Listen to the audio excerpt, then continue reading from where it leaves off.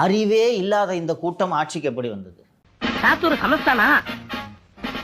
அடடே, அரக்காப்பட்டி ஜமீன்தாரு. ஆவாவோ சேக்கு வாங்க. கீழக்கிற பாயி பஞ்சாப் சிங்கு அதோ உட்கார்ந்துருக்காரு பாருங்க, ஜலாலுதீன் பாதுஷா.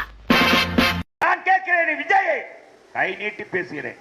வான்மூ முதலமைச்சர் விஜய் அவர்களே, நீ சொல், நீ யோக்கியமானவன் என்று சொல்ல முடியுமா? நீ உத்தமனா இருந்தா, உன் வாக்கு சுத்தமானதா இருந்தா, உன் முன்னாடி தவிர வேற எந்த பொம்பளையும் தொடர்ந்து சொல்லி இந்த துண்டை தாண்டி சத்தியம் பண்ணியா பாப்பா. ஒரு தலைமுறையை இன்னைக்கு பால்படுத்திக் கொண்டிருக்கிறார் ஒரு முதலமைச்சர். இளைய தலைமுறையை பால்படுத்திக் கொண்டிருக்கிறார் என்றால் மிகையாக. பாருங்க, வாங்க மாமி.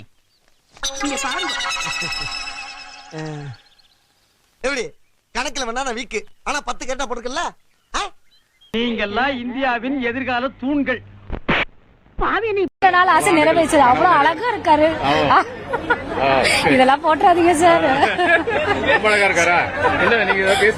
ஒத்த ரோசா பிள்ளைய ரொம்ப அற்புதமா வளர்த்திருக்கமா, நீ ரொம்ப அழகா வளர்த்திருக்க. நன்றிங்க. எதுவுமே செய்யாம விஜய் கட்சிக்காரன் இன்னைக்கு விஜய் கட்சிக்கு ஓட்ட போட்டு மேல கோட்டைக்கு போனோம்னா இன்னைக்கு என்ன பேசுறாங்கன்னு அவங்களுக்கே தெரியல. அந்த ஆள் என்ன சொன்ன? கிட்ட யாராவது லஞ்சம் ஏதாவது கேட்டாங்கன்னா கொடுக்க முடியாது சொல்லுங்க, நான் இருக்கேன் உங்களோட. ஏன் என்ன சொன்ன? அரசு வழக்கறிஞர் நியமனத்திற்கு லஞ்சம் கேட்பதாக வழக்கு தொடர்ந்த ஞான சௌந்தரி தாவேக்கவிலிருந்து நீக்கப்பட்டிருக்கிறார். இதுல எதுல உண்மை? அந்த செய்ய காமிக்கிறது என்னங்கடா அது? சட்டமன்றமா சந்தக்கடா கேட்டாங்க.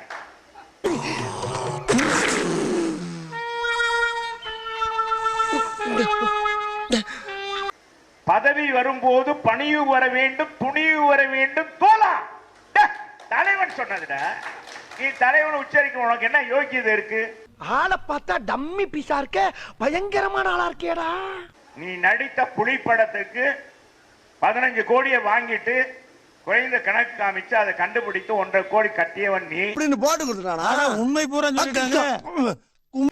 நீயே ஒரு களவாணி, அடுத்தவனை களவாணி சொல்ற உனக்கு என்னடா யோக்கியம் இருக்கு?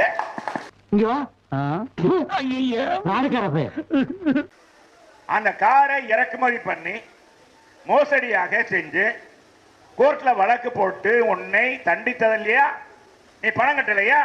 அப்ப நீ யோக்கியமானவனா? என்ன இவ்வளவு விஷயத்தை சொல்றீங்களே, யாருன்னு நீங்க? உன்ன மாதிரி நானும் ஒரு திருடன் தான். திருடனா? சரி, வர்றவங்களா சேர்த்துக்கிட்டீங்க, நீ என்ன யோக்கிய? வர்றவனா யோக்கியனா? அதுமே வழக்கு இல்லையா? எங்க கட்சி ஒரு வாஷிங் மிஷின், வாஷிங் பண்ணி தூக்கி போட்டுருவோம்.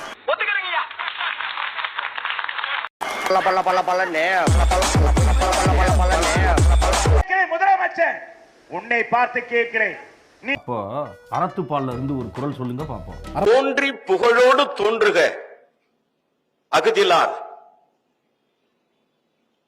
நன்று என்று சொல்லுகிறார்கள். என்னிடம் வராதீர்கள் தம்பிகளே, சரி சரி சரி, வகுந்து விடுவேன். சரிங்க சரி, எழுத்தாணியை சங்கிலே குத்தி விடுவேன். மர்க்கா சொல்லு.